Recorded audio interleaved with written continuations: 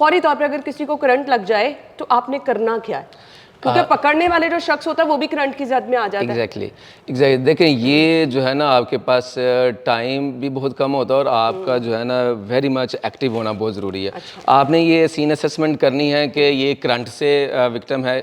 सबसे पहला काम यही है कि करंट को डिस्कनेक्ट करना है। अच्छा, किसी भी ठीक है। सूरत में आप जो है वो आपकी जो यूटिलिटी हैं मेन उनको आपकी सप्लाई लाइन है उसको बंद कर दें। ठीक है। फिर भी आपको अगर वो वहाँ तक नहीं कर सकते तो फिर आपने कोई इंसुलेटर जैसे कि लकड़ी वगैरह लेते हैं उससे ही उसको डिस्कनेक्ट करना है। ठीक हो गया। असल काम आपका उसके बाद का है कि आपने विक्टिम के साथ क्या करना है। तो विक्टिम के साथ आपने यही देखना है, फिर वही काम है कि आपने देखना है कि वो विक्टिम रिस्पॉन्सिव है अनरिस्पॉन्सिव है। अल्टीमेटली उसके साथ हुआ यही है, अगर जो है ना उसके कार्डिक अरेस्ट की तरफ वो जाएगा कि उसकी एक्टिविटी दिल की धड़कन बंद हो एग्जैक्टली तो आपने जब रिस्पांस लेना है वो अनरिस्पॉन्सिव है तो फिर आपने सीपीआर की तरफ ही जाना है और 1122 पे कॉल, टाइमली कॉल जो है वो ज़रूरी है।